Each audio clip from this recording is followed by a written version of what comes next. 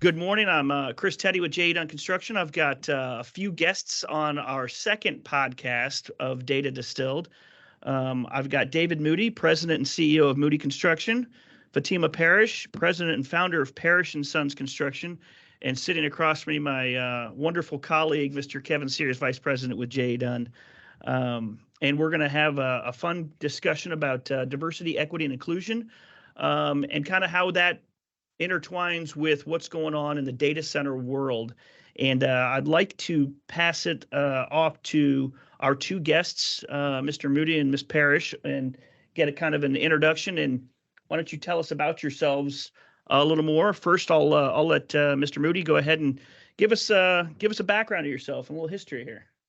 Sure. My name is Charles David Moody Jr. Of course, I go by David, and or Dave, it doesn't matter. Wow, interesting. I'm a baby boomer. I was born in 1956. My dream was to be an architect one day, but in reality, back then, the older boys in my neighborhood in Chicago were all taking drafting classes. You got to remember, this was before desktop computers and CAD, where you actually had to draw every day. And people became draftsmen. And it wasn't until I moved to Ann Arbor, Michigan in high school, and I met my first Black architect. And it was then that I realized I could do more than be a draftsman. I could actually be an architect. So I went to college here in Atlanta, Morehouse College, graduated from there, went to Howard, got my degree in architecture, and then started my career with Bechtel in the nuclear power division doing architecture. And I took a field assignment on the nuclear power plant, and I fell in love with the action and the noise. Realized I didn't want to draw details every day for the rest of my life. And that's when I made the pivot to construction.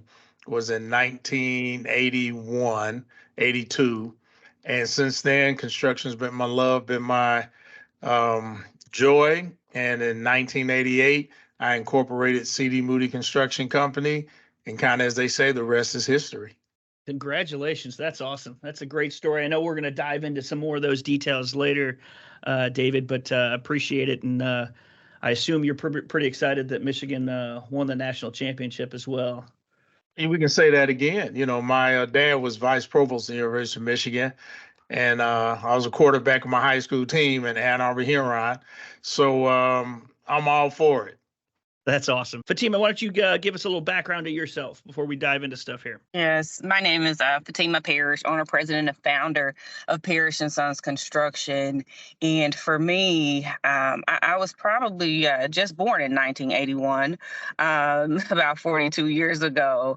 So I was, just gracing the world with my presence, thanking my parents.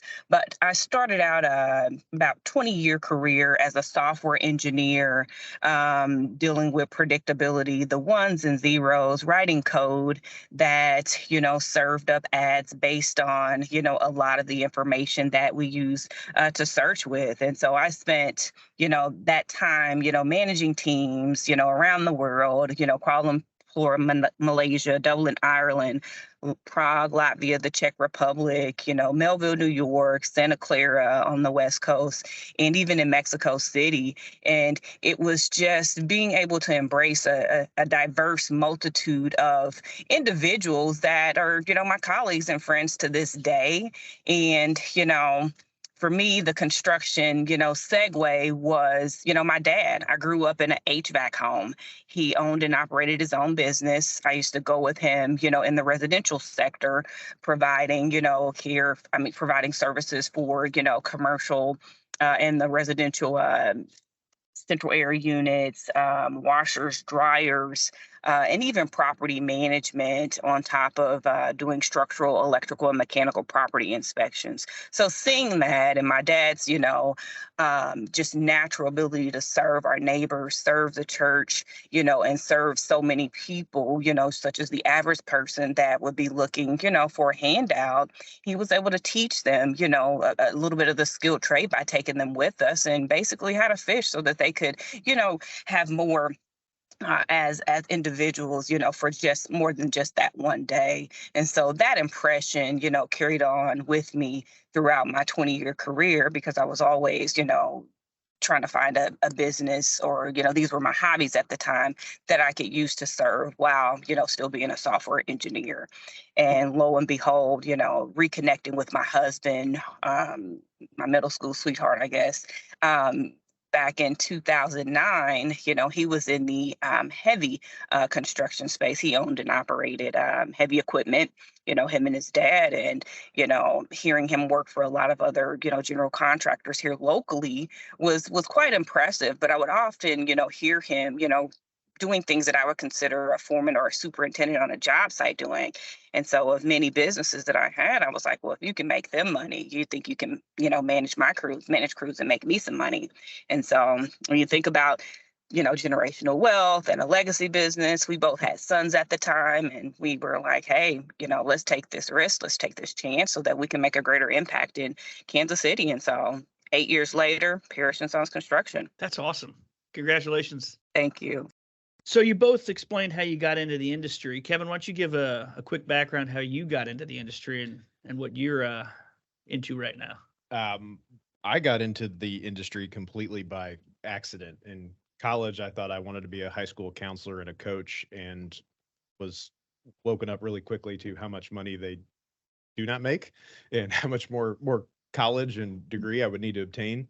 And had a class, gen ed class one night where the head of the department for construction management came in and basically said, we're 100% placement out of college and the highest paying degree out of Missouri State at the time, which was back in 04, 05.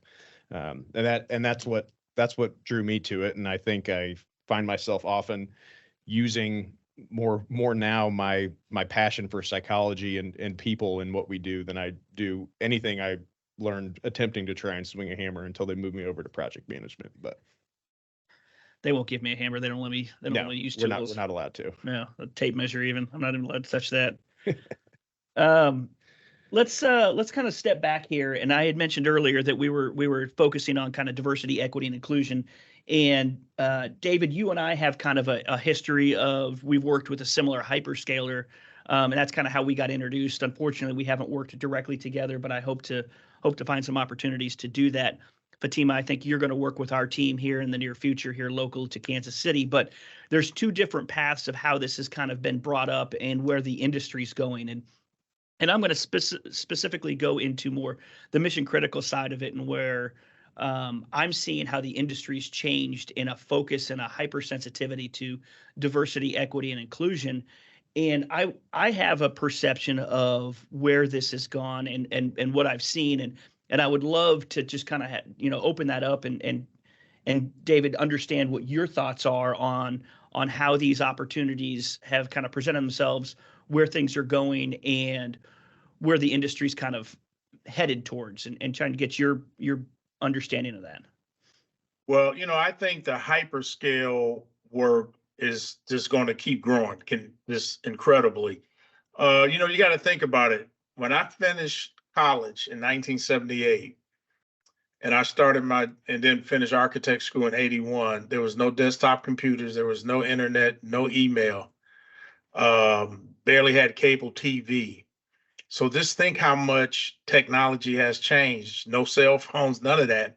So if you think about how much technology we have now, where is all that stored? Where do you put all this information? Where do you create new space? So, and technology is only getting more and more, especially with AI now. So this is an arena that is going to be great opportunities, but it's hard to get in.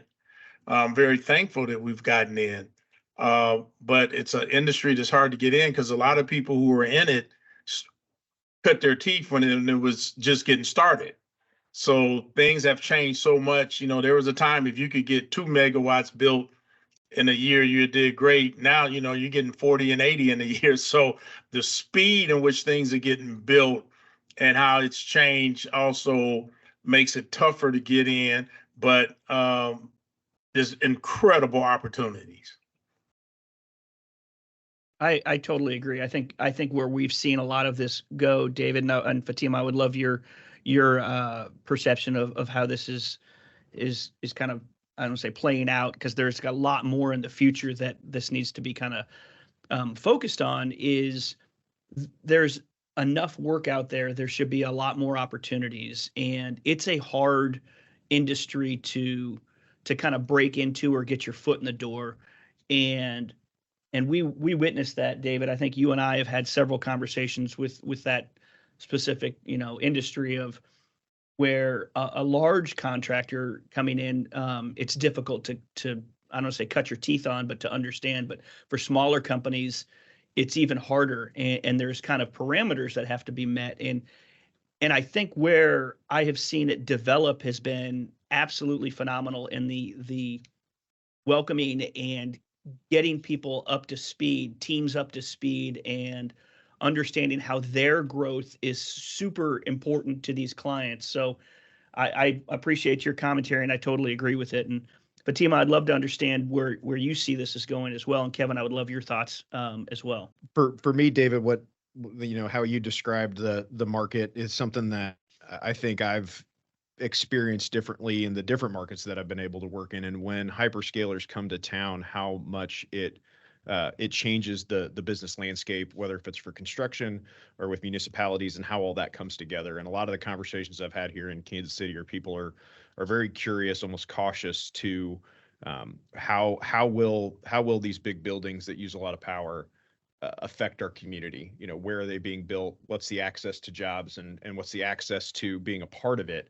And that takes a lot of messaging that we've got to continue as an industry to do a better job of. Is that something, David, that you've had experience with, trying to help get people to understand what these buildings do and how they are a part of our built environment? Yeah, and I think the thing that you have to take into consideration, a data center building is pretty boring looking. All right. So most people don't even, they just go, wow, that's a big old warehouse over there, and most of the data centers I've seen have been out in kind of rural areas, or outskirts of cities. The power demand is incredible, but one of the things I'm learning is that the companies that are owning these data centers are really doing everything they can to how to reduce how much utilities they're using, how to make it more efficient. But the one thing we have to also understand, technology has become our life. So it's not going to get less. So It's kind of one of those things, I kind of chuckle when I think back that if we had to go back to when I was in my 30s, where you had to write letters, you couldn't email anybody. You actually had to write letters and long distance phone calls, so you didn't talk long. We'll never go back to that. So we will always continue to figure out how do we make technology better, but how do we reduce the impact on the environment for data centers, mostly the electricity requirement. But I have found them to be very good at trying to make sure they're good citizens of their community. And again, it's great opportunities, but it's also overwhelming to folks who never worked on a job of this kind of speed inside, because the speed is unbelievable, and a lot of prefabrication type work is done. Agreed. So for us at Parrish, it's been really an opportunity for us to take projects that are transformational, such as this, and use them as opportunities to set stretch goals. And when you think about stretch goals, it means leveraging the relationships and, talking with, the trade partners and saying, hey, this is where I would like to, go. And for us, we'd like to venture off into this space. And what is the best way for us to do this and minimize or mitigate the risk as much as possible for both parties, but able to be a part of a transformational project of size? Because for the airport, we were able to carve out, a reasonable portion of the scope. And so again, for other data center projects, we've been able to carve out meaningful portions of the scope that are sizable, within our risk control and, work work with partners, like Dunn and say, we'd like to grow in this area. So let's work through adding some smaller scopes for us to be able to participate and make it a success together. That's a great point, Fahteema. And I kind of want to pull at that thread a little bit where you're talking about transformational in terms of the size of the scope and scale. What does a good approach for you look like in terms of the ability to scale within the industry, not necessarily hyperscalers, because there's different volumes and different sizes of projects within the data center market or mission critical world. What do you see as opportunistic and what you want to do moving forward? What makes sense? And David, I'll ask you the same question after Fahteema goes, because different size companies have different opportunities that they can do that in. So what do you see, Fahteema?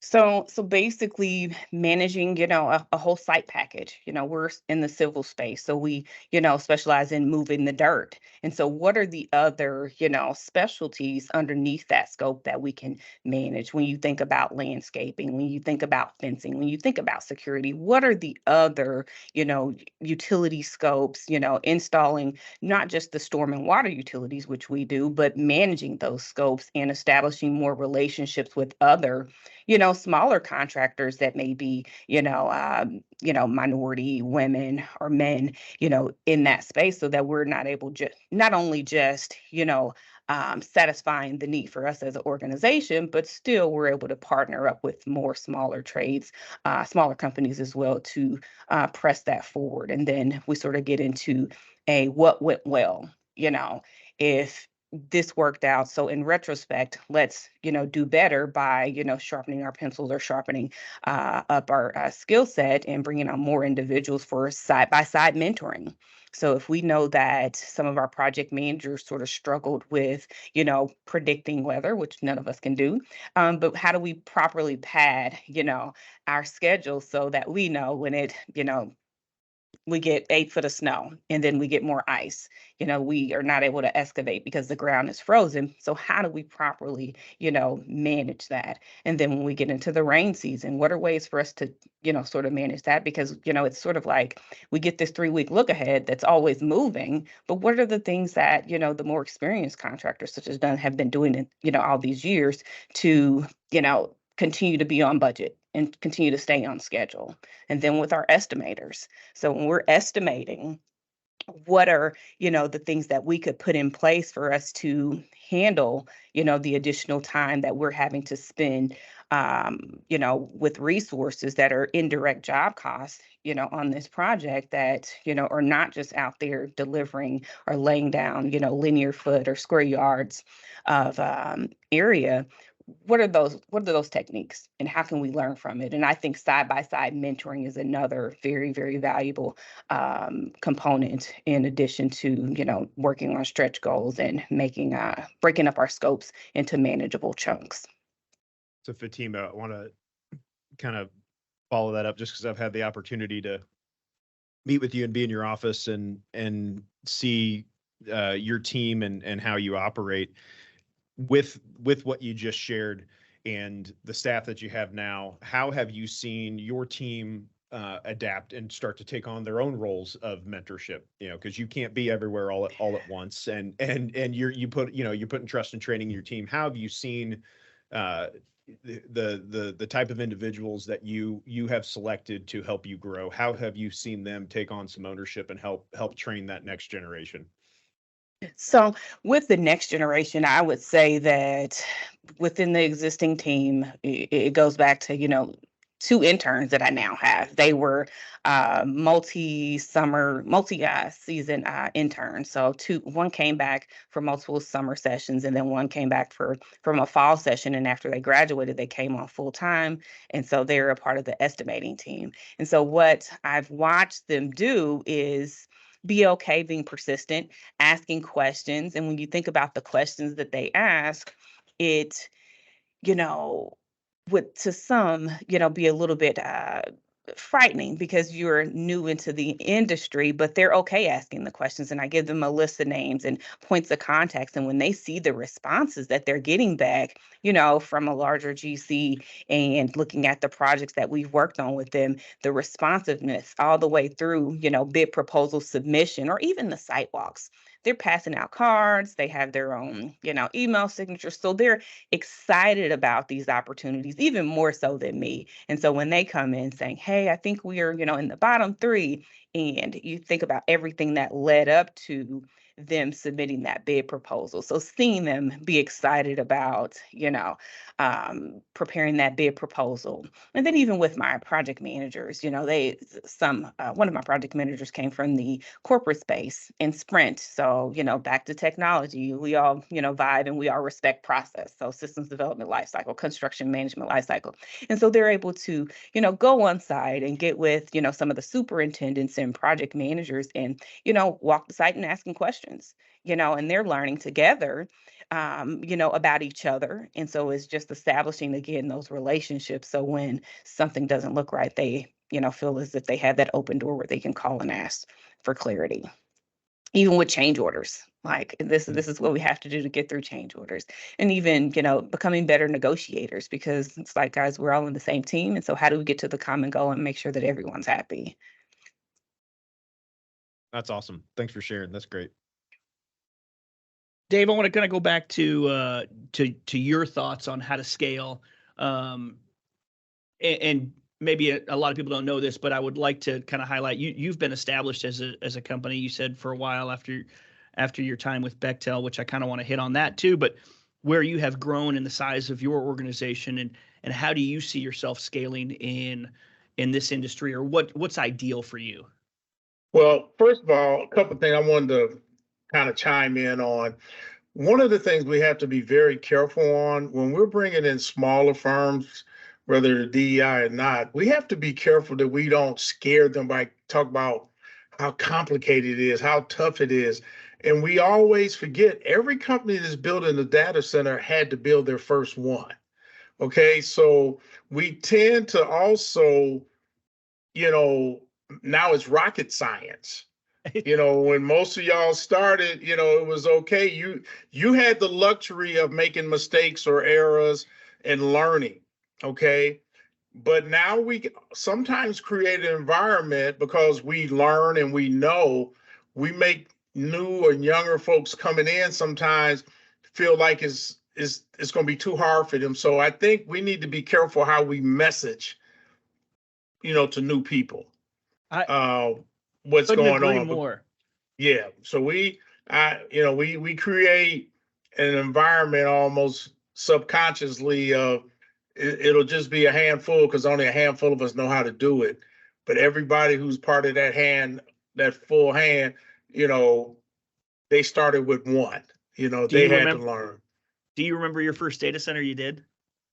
Yeah. You'll never forget it.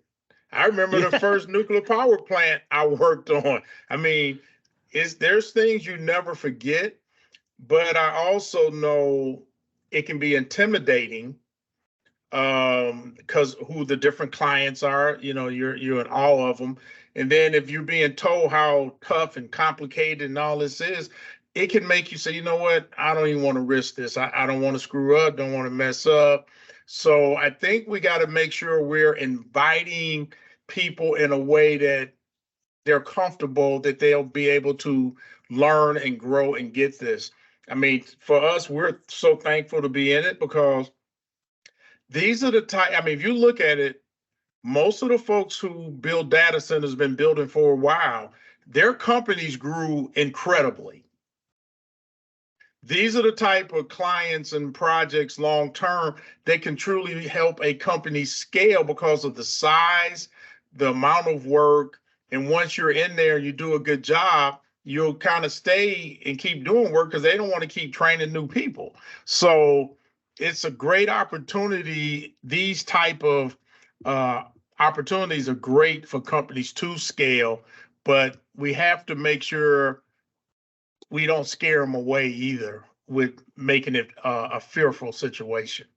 Well, that's part of that messaging, David. I'm glad you brought that up because with our clients, we do explain that to them that with the smaller trades, smaller partners that we bring into these programs, or even just the data center world like you're talking about, it's okay.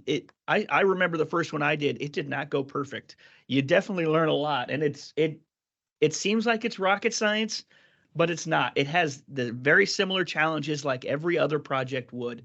And I think that probably gets missed in the messaging, like you're talking about, David, that their first reaction, anybody new to the data center world, is that seems like rocket science. I can't do it. And I always try to reiterate, if I'm doing it, you can do it. Yeah, David asked if in your recollection of that time, and it probably wasn't your first data center, maybe it was the second or third, but when for you did you get that aha moment of, oh, this is why these are the way they are? Well, I can do this. This isn't as hard as it's felt these last couple times. Can you pin that down at all of when you were like, no, I got this? I can tell you, I was never concerned about building the structure. That was never an issue. We had enough experience that building the structure, so the site work and structure was never any concern. What became that moment is when you realize the electrical requirement, the HVAC, just how much power and the size of crews you got to have from electrical and a mechanical end. But then once you kind of start doing it and getting it, and then you start kind of working around other people and you realize, wait a minute, everybody's not a rocket scientist here. Mm-hmm. So you kind of go, you can do this. I mean, it's like anything else. Last year I hiked Mount Kilimanjaro. I was 66 years old and 8 months old. And I was looking around, they had all these different groups that were hiking. And over the 8 days that I hiked the mountain, I was the second oldest person. But at first, when I was on the plane flying over, I met some folks and I'm like, man, they're half my age or, 25. And so I almost psyched myself out, but I had prepared for a year. So I knew physically I was ready. So that's the same thing in this business. We're prepared, we're ready. We're ready. We might not have done something as big, but we know the basics. We got the foundation. We know what it takes. The best thing is not getting intimidated by just the speed or volume of it. And the messaging has to also make you feel better. I love it. I think for me it's similar, and I'm gonna draw on the Chiefs. We talk about the Chiefs and Andy Reid. Preseason camp is tough. It's physically tough. It's tougher on the veterans than it's supposed to be, and that always gets revisited. At least the last couple of years have, when the Chiefs are in the playoffs and doing well, and the team is healthy and they're prepared and they're still physical. I think it's the same way. That was when it finally clicked for me. Of if I just start fast, if I just work really hard up front to get everything under control that I can control, I'll have the capacity and the composure to deal with the things that I can't control. So knocking submittals out early, making sure that our plans are dialed in, communicating well with the team, setting those expectations. The faster and more diligent our teams start, the more capacity we have to deal with the surprises, because there's always going to be surprises on any job. We have such a small margin for error in this industry that you really have to be ready and start fast. Yeah, well said. I agree. And I'm a Kansas City Chiefs fan, so it's okay. But see, I was a fan back in the 60s when they used to play the Oakland Raiders, man. So I go way back to Willie Lanier and them. That's awesome. I think Willie Lanier's son used to work for J.E. Dunn. Oh, yeah. At that point. Yeah. I got a question. Okay, so part of this also, we try and keep it light and kind of mix things up here. And I'm gonna go off of, I heard Chicago earlier, David, and I always ask this to Chicago people. Similar to Kevin, I think there's a St. Louis question that you always get asked, but I'm gonna ask a Chicago question, David, to see if there's any history there. Every time I talk to somebody from Chicago, there's one place for sandwiches that I'm supposed to go to. I'm not even going to talk pizza, but I always hear, have you ever had Portillo's? No, but I'm a different guy, because the two places I would tell you to go is White Castle hamburgers, which I love. There you go. All right. And the other place was Lim's Barbecue, but I think they're closed now. But those would be my two favorite. But going to Wrigley Field and getting a hot dog, where this is what This is back in the 60s when the vendor carried a grill. He had a grill that he strapped around, like, how they carry the beer now where they is in a big container? Well, he actually had a little grill and he grilled the hot dogs on that. So your hot dog was good and hot with the steam bun, with the seeds on it. Man, now that was the best hot dog ever. Did you do it the Chicago dog style with the? Oh, of course. Had the pepper and tomato. Everything. And I used to, and we used to go to a place to get the Polishes. Oh man, with the green little hot peppers and yeah. You're gonna mess up my lunch, man. I'm working on my eating habits now. Now I'm gonna do something crazy. This is not helping my Ruby Jeans juice cleanse. I'm on day 7. I love it. Chris Good's a buddy of mine. We played together down at Missouri State. It's been awesome to see what he's done in the community. So I thank you for supporting Chris. Oh yeah, it's the least I could do. That's something also. I played college football and high school football, and I played Division II. But there's something about teamwork that you learn, especially in construction, that I think is incredible. I always tell people one of the reasons I love construction, you bring people from all walks of life together who probably normally would never, ever speak to that person. But when you get on that construction site, everybody's concerned about one, safety, quality, and the people are so proud when that project's done. And, I always tell people construction is one of the few places you get every type of person working together every day. And you really think about it, we have very few issues of people. When you think about the number of people working in construction and projects, how few incidents we have where people, don't get along or something. It's a phenomenal industry.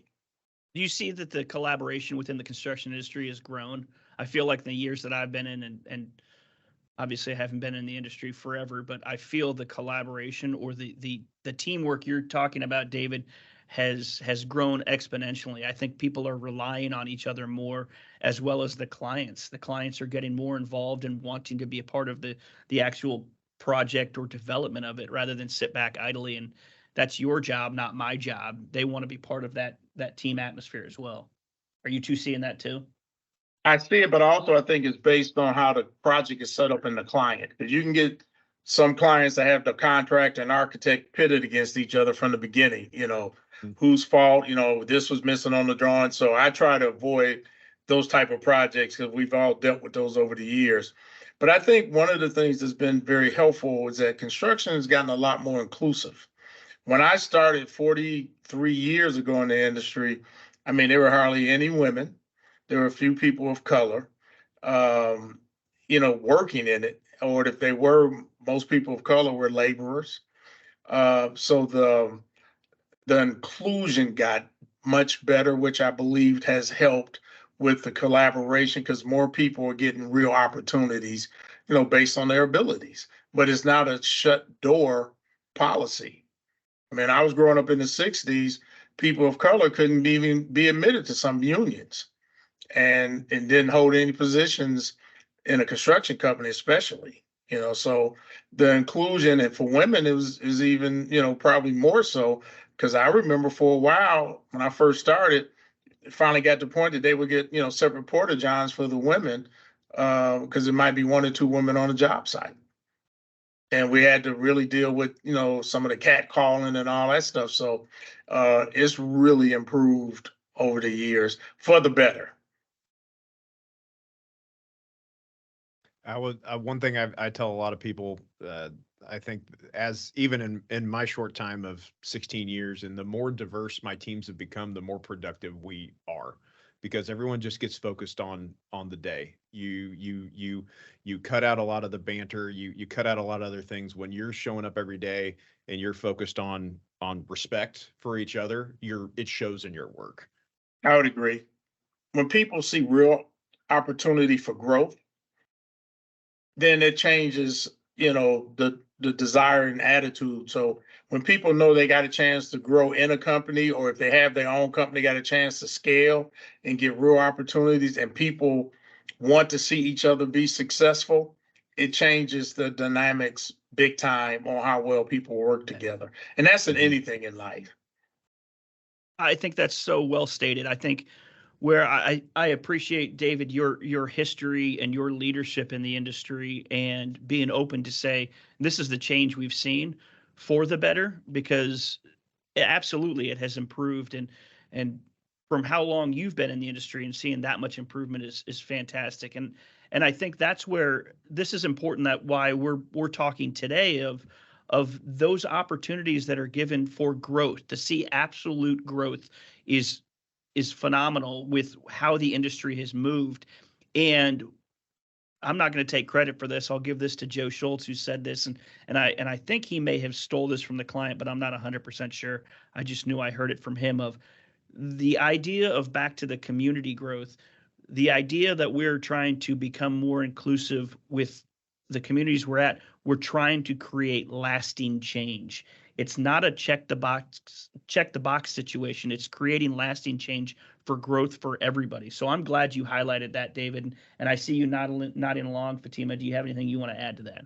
Yes, when you think, I think you couldn't have coined it better. When you say lasting change, it's created based off of these relationships as we build a brand of excellence.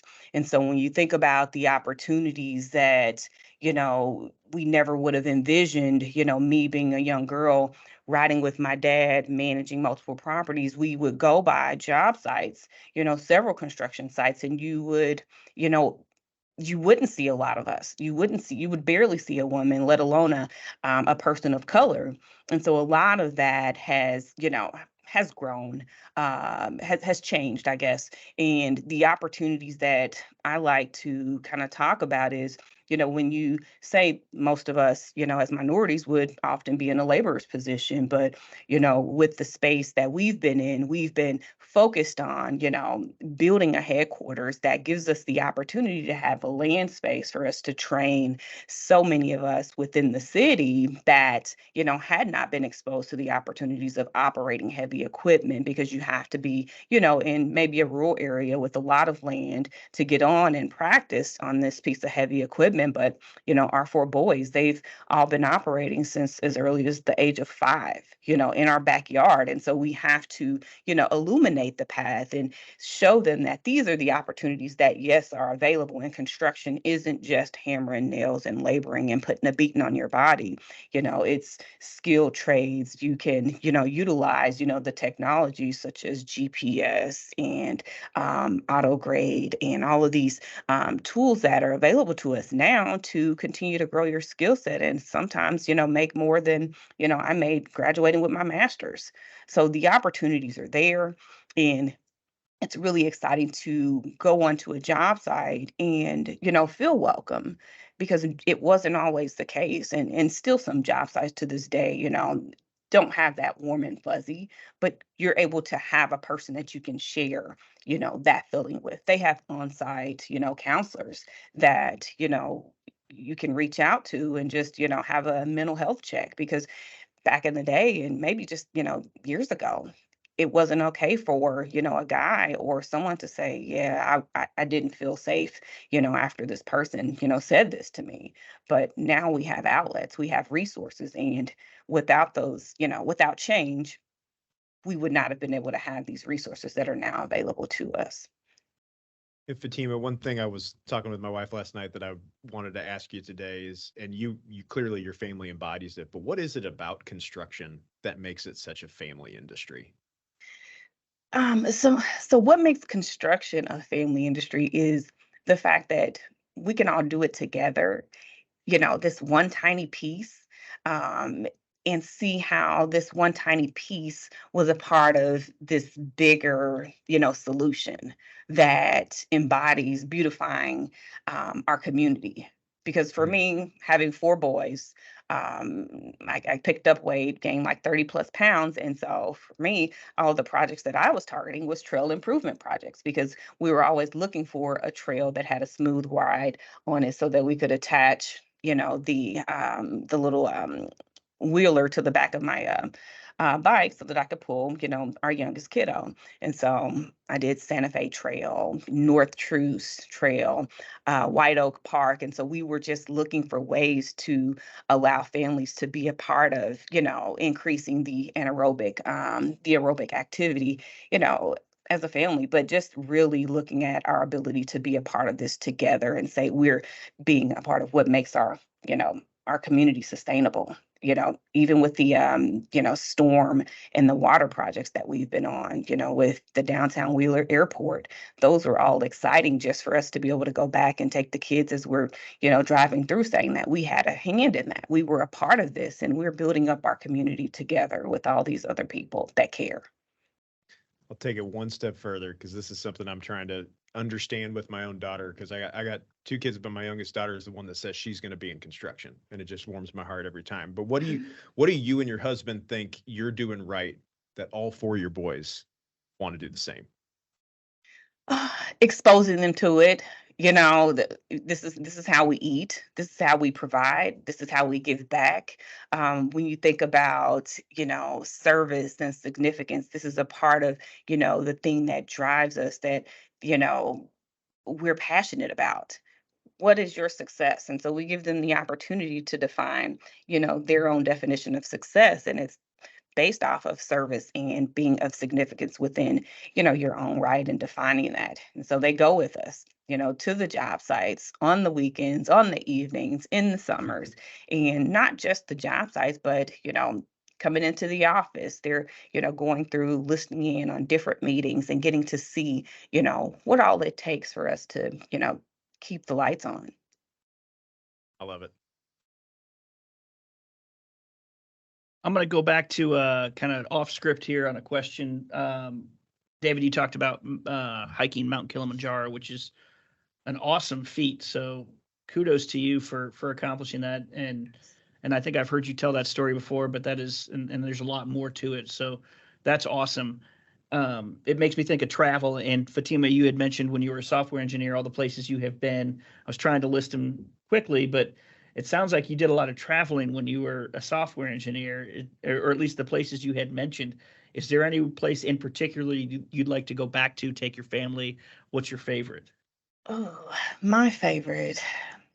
So, adventure, it was probably Mexico City. I got to hike up the pyramid, what do they call it? The Piramide de Sol and Piramide de Luna. So I got to hike up two pyramids.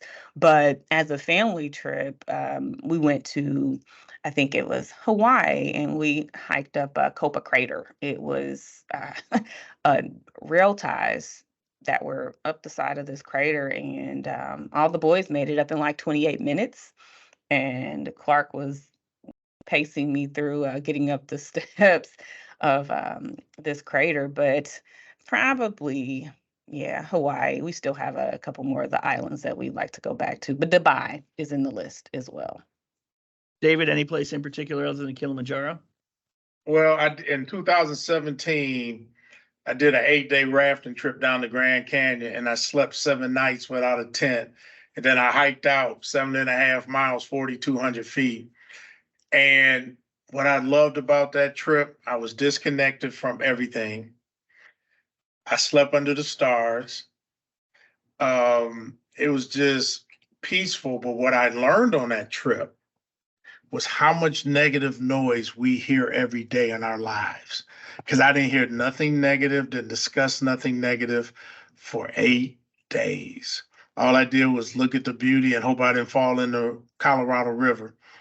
And the other thing I learned, I see how people get hypothermia, because I went to take a quick bath in the Colorado River, and I learned pretty quickly, you go in there and dunk yourself, then run back to the side, soap up, then run back in and dunk yourself again. So you might spend a total of 30 seconds in the water.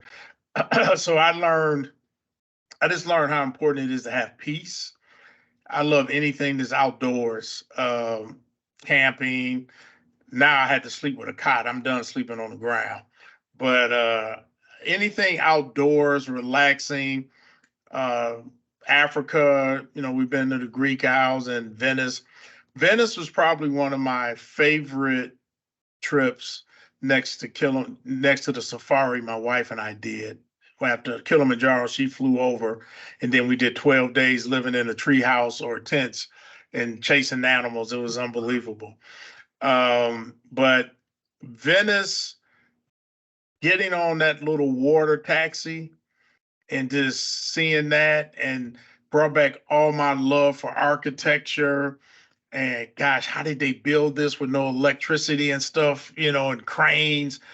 So I love going places where I can be still, get good exercise in, but just enjoy either something that I marvel, how did they build that back then, or nature and wildlife. That's cool. That's cool. I'm taking notes. Or definitely take them boys down to Grand Canyon. Now you'll find out what they made of. Go on down there for 8 days. Isn't it? I don't want to say ironic, but isn't it funny that in the world where we're talking, technology is what keeps us going and keeps us, in business to an extent. But to be able to disconnect from that technology is such a relief. And I always think that's just funny that we live in that world where we thrive and survive on the need for technology, but how refreshing it is to disconnect from that every so often. To me, it's just to slow your brain down, slow everything down. I mean, I love technology because it's great. But one of the biggest concerns I have for children, I remember, because we had none of that, we played outside all the time. We laid in the grass and looked at the clouds, and we created stories. My biggest concern for children is with technology, do they lose their ability to have an imagination? I had an incredible imagination.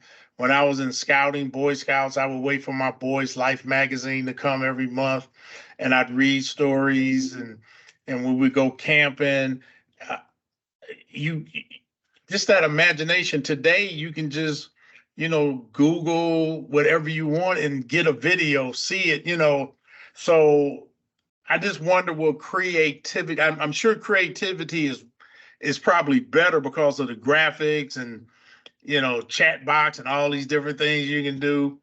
But I look back sometime and I'd love just sitting with my buddies and we would just imagine, like, man, I wonder what it's like to ride a horse, and just different things, So I still sometimes disconnect and make sure I'm still have my imagination, because my imagination was so important in my life.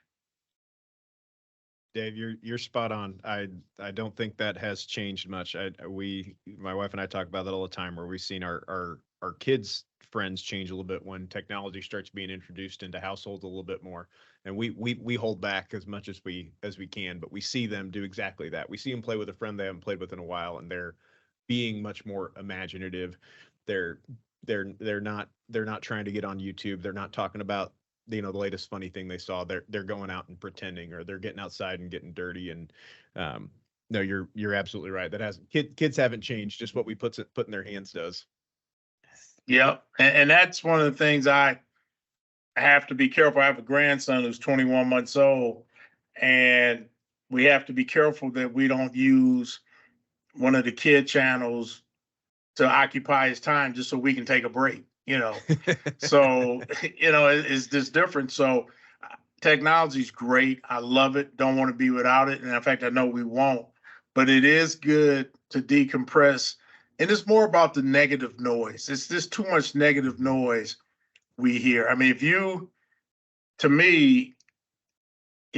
just listen to all the negative noise, you think the world's coming to an end, but there's a lot of good going on. So I just think we got to be careful with that. And that's what I feel for our children, that they could feel like, why bother? So I think we got to keep, and it goes back to what I said earlier about when small companies come onto a hyperscale type project, we can intimidate them by, this is so fast, this is so incredible, and blah, blah, blah, that we end up they'll get defeated before they even start. So everything is about messaging, to inspire people and motivate people that they can do it too. Sounds like that's something that you would you'd wish somebody would have told you getting into the industry early on. If there's something else, I'd love to hear about it. And Fahteema, I'd love to hear what you think. If there was one thing you wish somebody would tell you or would have told you about getting into the construction industry, let's not even talk just data centers, the construction industry, what do you wish they would have told you? I think for me, it's really being okay asking for help. And that help is tied in the fact that, you're again leveraging those relationships and being okay saying we've made it to this point and I'm not sure which step to take next. And so based off of, my experience and based off of the shared experience, what do you recommend? And then if neither of us have experienced it, hey, well, let's try this together. So how to, again, control the risk, because again, I'm coming from a space of predictability, and this is the civil world, and it's everything but that. And so again, I would say just being okay asking for help. You're not on this island alone. Can I do it? Could I have figured it out? But why do that when you have a variety of resources and a team of people that want to see you do well, so that you can, eventually become that JV partner of choice on the short list. So when we think about, more opportunities, who's on the short list to call, who is going to deliver, with a brand of excellence and has pride and actually can see stuff through to completion. So I would say being okay asking the questions, asking for help, know you're not on the island. And, that's the biggest piece. I'm over Very here nice. laughing, thinking, I'm glad people didn't tell me some of the stuff. I never would have went in business. Like if somebody had told me the wear and tear of making payroll, that basically once you become an entrepreneur and get that first employee, you don't have any downtime, even though I might take good trips and you never not thinking about the business. You never get to shut it down. But I enjoy it. I wouldn't trade it for anything. But I've had some really good mentors, people who didn't even know they were my mentor. I just would pick their brain all the time. But I think the biggest thing I wish I would have done earlier was to believe I was capable. I didn't believe, because you got to think about when I was coming along, and even today, still not a lot, but there were no Black-owned companies that were doing anything of any size other than H.J. Russell. So you are what you see. I'm a firm believer in that. You are what you see. So if you see people who look like you doing certain things, you actually believe it. When you don't, so when I'm coming along, I'm only seeing, one person that we could really talk about. So I automatically limited myself and didn't realize it until I really started digging in over the years and realized I had limited myself because I thought that was as high as I could go because that's all I saw around me was at a certain level. And it's the same way in a company. If people don't ever see anybody who looks like them or gender as a president or COO or CFO, you tend to limit yourself. So it's about what we see. And that's why I always talk to children, and I'm very visible for children because I want them to see what you can do, and it's important. So those are the things that I think back, when I started, I am kind of glad I did know certain things because I never would have did it. I mean, entrepreneurship is totally different than you think it is. It looks glamorous, on the outside till you get in it. And it's a different ball game, but I wouldn't trade it for anything. Yeah, my dad tried to talk me out of it. I mean, you think about going through, all those years and being what, he could proudly, beat on his chest and say, this is my daughter. She is, she's made it. And as a managing, IT developer and being in those spaces and seeing other, Black women in the IT space at Garmin, at Verint, at all these other places, it was just encouraging to see, that woman in that position. And so for me, it's been really critical for me to be on the job site and, participate in, different mentor opportunities with organizations such as Awesome Ambitions, where you have a young group of girls that are needing that presence and needing that encouragement to say that, yes, I can aspire to be in any career that, I want. And here's an endless amount of opportunities available, to me by seeing all of these different women present in a variety of different spaces. So showing up and being present is really key as well. So I couldn't agree anymore. Fahteema, in thinking specifically in the Kansas City market here, where do you try and be job sites clearly to be representative to your teams and everyone's there, but what about off job site? Where do you try and be more visible to be that inspiration for others here in Kansas City? So it's there's a list. So I have my handful of organizations that I am extremely intentional about volunteering with. One again that I mentioned was Awesome Ambitions. They provide career readiness and college readiness for young girls from the ages of I guess 8th grade to graduating 12th from high school. And then there's Big Brother, Big Sister. I got connected with them, after graduating, the MCD program, that you guys offered. And I've been bringing in mentors there. So being present, to the young people that are, littles. And then in addition to Big Brother, Big Sister, there's also Girl Scouts of America. We're working together. I'll be on a panel, something called Tough Cookies, so that we are, providing safe spaces for young girls to, to talk. In addition to that, there's cyber tech creations. Again, I'm a tech person and I'm always going to draw back to that, but there is cyber tech creations. They provide an accelerated software coding experience for young people. They get a laptop and they go through a series of sessions where they get to build a website. And what else? John Deere women, they have a customer advocacy group, and it's a support group for us as women construction owners to, talk about industry trends, what equipment is working well for us, how does, how's everything working with those vendor relationships, and what are the things that we're dealing with from an industry perspective. And so workforce continues to be the key. And so we have to get out and collaborate effectively together to attract more people into the skilled trades. So there's a long list. I think I named them all. That's awesome. Thank you.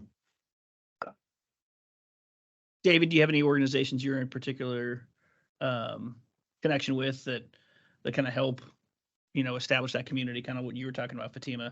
Anything in the Atlanta metro? And I know you guys are even beyond just Atlanta. You guys are going up and down the East Coast into the Mid-Atlantic area.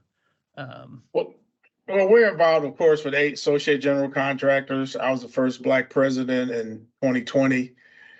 We're involved in anything in workforce development, NAMAC, National Association of Minority Contractors. Then I do a lot of talking and speaking to help motivate and inspire others to go for it. But then I also do a lot with the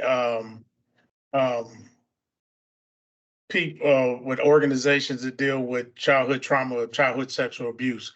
I'm a survivor myself, and I speak very publicly about that. So I really work. I have a tattoo on. Unfortunately, we aren't. But I have a tattoo that I got at 65 says "Turn trauma into triumph" on my forearm. So I speak a lot to help people who've gone through tough things who might think their life is over. So I try and inspire people to understand, regardless of what you've been through, you can still have an incredible life. That's one of the reasons I hiked my Kilimanjaro last year, was for all those folks who deal with trauma of any type, who feel that they can't go on, or they just feel beaten and dropped down. And I try and just inspire people, hey, yeah, we know we all got a story, and things can sometimes look really bad, but you don't give up. You do it, get the help you need, but realize you can still have an incredible life. So I try and inspire folks, young folks who don't know what they want to do, and I try and share with them the great opportunities in construction. Becoming a skilled craftsman, you can make six figures, and you get to go back and look at stuff you built 20 and 30 and 40 and 50 years later and be proud of it. So it's all, again, you've heard me say throughout this, it's all about messaging. We have to give people hope. So what I try and do is give people hope in their life, because when you got hope, you keep going. When you lose hope, you just kind of give up. And so that's what I focus on. I really appreciate you sharing that, Yeah. David. I think such a private event, and you sharing that to get that message out. I really appreciate it, and that goes a long way for the growth of individuals, and being honest and public about that is got to be difficult. But thanks for sharing that. Well, I started speaking publicly in 2012, actually doing the Jerry Sandusky thing at Penn State, when I finally said, hey, I got to speak up and do something about that. But at the same time, it's just about helping people understand that you can get through. But when too many people suffer in silence. That's basically so I share, because when you realize you're not the only one, you go, okay, you know what, I can do this. And this kind of goes back to what I said, how we message when small companies come on the data center projects. We can intimidate them, man, this is tough, this is fast, this is so, well, if that's all you hear, you feel like, why bother? So I try and help people not realize they're not alone. They don't have to suffer in silence, but get the proper therapy you need. In fact, I'm going to be in Kansas City speaking at the end of February at an event, because I'm a firm believer that performance and dealing with what holds us back go hand in hand. If we deal with the things that hold us back, our performance will go to another level. Well said. Amen to that. I think that positive messaging is what needs to be highlighted more than anything. You don't dwell on those kind of things and talk, positive, and things will turn out. I always use this adage of, I think I got this from my wife for baseball and softball, going up to bat. If you say you can or you can't hit the ball, you're right both ways. And that is such a true statement. I'd rather be positive and say I can than I can't. And to have a negative message right out of the chute, David, that you're talking about bringing companies into what some would say is, difficult, path forward. There's a better way to say that. There, we can do this. There is going to be challenges, but you're absolutely capable of accomplishing this. There's going to be, I like to call it a high-speed, low-drag industry, but that's what excites me. Some people that pushes them away, but I think the way we can explain how we do what we do, they're going to get on board. I'd rather do that than push them away. Yep.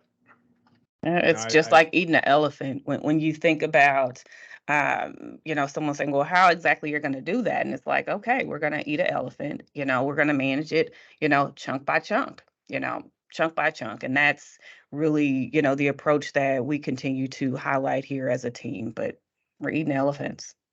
It's in line with a change that we're finally starting to make in the industry when we talk about mental health. But it goes to everything you've both shared about asking for help, about being vulnerable, that letting vulnerability not be seen as a weakness, and whether if it's something personal, if it's something professional, and being honest about that is the humility we need to win the day. We ask our men and women every day on site, and we have to mean it, that if somebody's not in the right frame of mind to go pick up a tool and work in a certain area, we have to be able to get them to speak up to keep them safe. When we've got somebody on our team that's dealing with something, that we've got to be understanding and see what we can give a little bit to help them win the day. And I think we're getting better at that as an industry. I think it's something we have to continue to talk about. So I really appreciate you both saying that. We really have to continue to talk and not let vulnerability be seen as weakness, but being it an honesty and a humility that we need to get better and to better understand each other. Psychological safety. Yeah. Yes, Absolutely. psychological safety. Okay, I've got one more kind of question here that I heard both, actually all three. I heard all three of you highlight this, but the workforce and workforce development of individuals. How do you see that as an impact with, one, the way the labor market currently is, and two, how important that is in the industries and the companies you both lead? I would say, no pun intended. I'd say it's mission critical. Because without the workforce, we can't perform, on all of the projects, that, are out here. We have to have, a skilled, and competent workforce. And when we don't have, folks re-entering the trades at the rate that the baby boomers are retiring, it leaves us with a shortage. And so what we've been doing is just collaborating with, our unions, the um, uh, Full Employment Council and other workforce development organizations to figure out how we can collaborate on pre-apprenticeship programs. So it is indeed mission critical for us to work together and collaborate on, exposing and exploring creative ways to attract individuals into the skilled trades. What I would add, and I've said this a lot, it goes back to me, we got to get the public school system to make vocational ed important again. We treat kids who want to work with their hands like they're second-class citizens.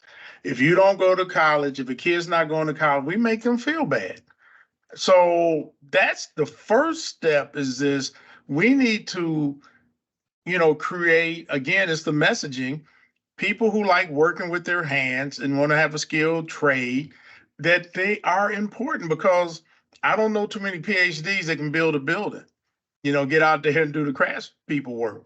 So, because I remember when I was in high school, 1973, graduating 74, senior year, I wanted to take a home building course because I wanted to learn how to be a carpenter. So it'd make me a better architect. I could not take the class because I was in college prep, and that was voc ed. So we make kids choose too early as far as you got to pick a track versus the classes you want to take. And that always bothered me because I never learned how to become a carpenter, but that's the class I wanted to take, was home building.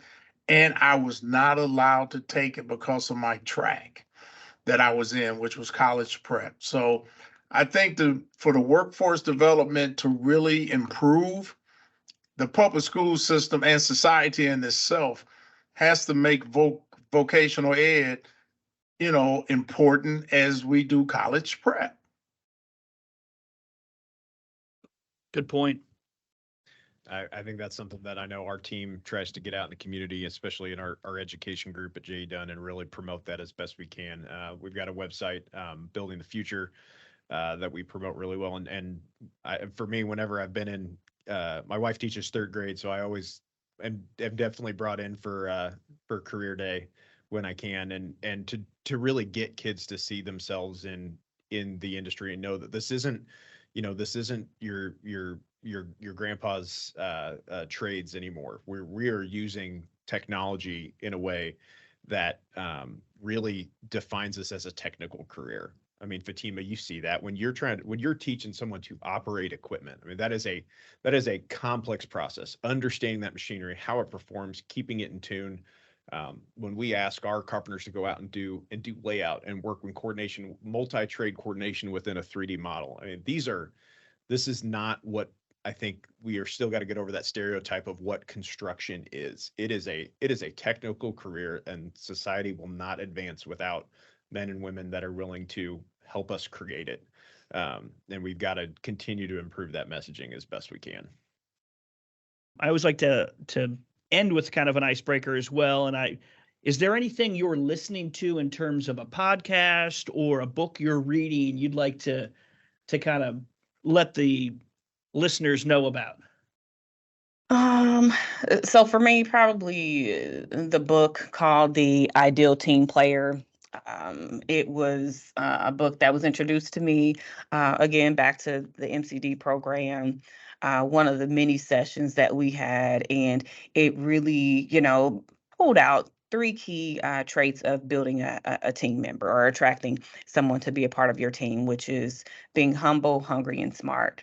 And so when you surround yourself with a team of those individuals that are humble and hungry, which meaning having an appetite, to learn more, and smart enough to know that it takes a team in order to accomplish that, it'll take you far, because I never want to be the smartest person in the room.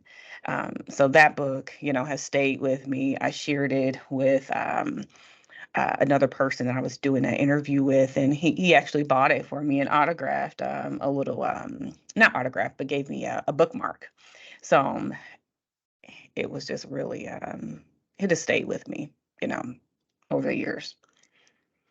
It's a good book. It's a very good book. Well, I David? do. Yeah, most of the books I read are boring nonfiction books. I like to read different books about people who overcame stuff and built businesses or did something incredible adventure. So I'm still that kid who reads for inspiration and motivation and know I can do it. So I tend to listen to different podcasts. I don't have anything in particular. I try, and when I'm not working, because I'm always reading something that's work related. Man, I just like being outdoors and listening to the sounds, or getting a good hike in, or hanging out with my grandson a little bit. So, because I read all day at work, looking at drawings or looking at specs, looking at a contract, or trying to make sure something don't come off the rails. When I go home in the evening, the odds of me reading are slim and none. I'm gonna be honest. I hear read you. all day. I'm partial to that. I have several podcasts I listen to, and it's more of the leisure kind of thing. I've got mine, and it's a book that I think you may like, Dave, that I'll highlight. But Kevin, what do you have? For me, I'm reading Thinking Fast and Slow by Daniel Kahneman. He's a Nobel Prize economist. The second one of his books that I've read. I read Noise first, but I can't shake that psychology aspect of me. It really helps ground me in how I view the people or in my life, how I view my team, how I ask questions, how I present information, how I receive information, and how I slow myself down. So that's one that it's not an easy read by any means. It's a technical book. At least to me, it's a technical book, and I usually get through about a chapter at a night. Like David, if I've got the capacity to read, I mean, I'm just as guilty of doom scrolling every now and then too. But this one is usually a one that kind of gets me level set to know what influence I have as a leader, and how I ask questions, how I receive information, and how I help people process things. Well, it's interesting because I've gotten to the point I'm more of an audiobook person now. That's what I'm saying. I don't really, because my whole career is reading, especially specifications and drawings, it's pretty boring. So for me to be able to sit still, and that's something that I have to work on.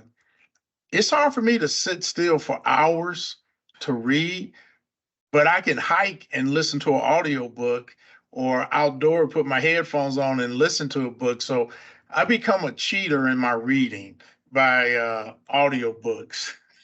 I'm not going to count that against you, because it warms my heart hearing you say that, because I talk to my colleagues here I listen to audiobooks more than I do read because I find my time driving home from work or driving to work is when I'll call it decompress. And that's when I get into that.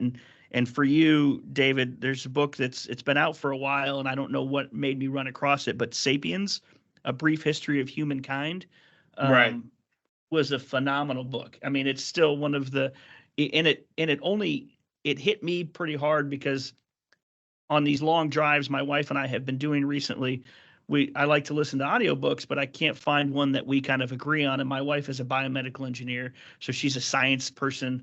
I like a lot of history. I was a civil engineer, but I like history, and I kind of want to kind of decompress from a lot of that and trying to just, hear what's going on. And I follow that. It's a combination of both science and history, so we both enjoyed it.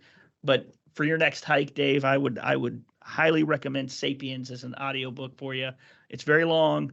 There's a couple books that have come out after it, but it is a phenomenal book on a brief history of humankind. So Cool. I totally enjoyed that one. Well, look, I do have to do a plug. I have my own book, and it's called Fighting Through the Fear, My Journey of Healing from Childhood Sexual Abuse. But it's more of a business. It's kind of like an autobiography of my life. But that's something that I have. And then I created a website called moodyspeaks.com. And it's a website for people who've been through, especially childhood sexual abuse, who want to get information, hear positive stories, who want to know where they can get information to kind of start their journey of healing. And so those are the kind of things I also have going too. Thank you for sharing that. Yeah. I appreciate Yes, it. thank you. I want to say thank you for both of you and congratulations on both of the success that you both are doing and for future success. So I really appreciate you getting on and talking to us and being so open and honest and transparent. I hope and continue our relationship in the future. I know we'll see each other a lot. I just hope this continues to something greater than that. Kevin, thank you for joining me as well. I'll leave it open for you if you guys have any closing comments you want to do before we sign off.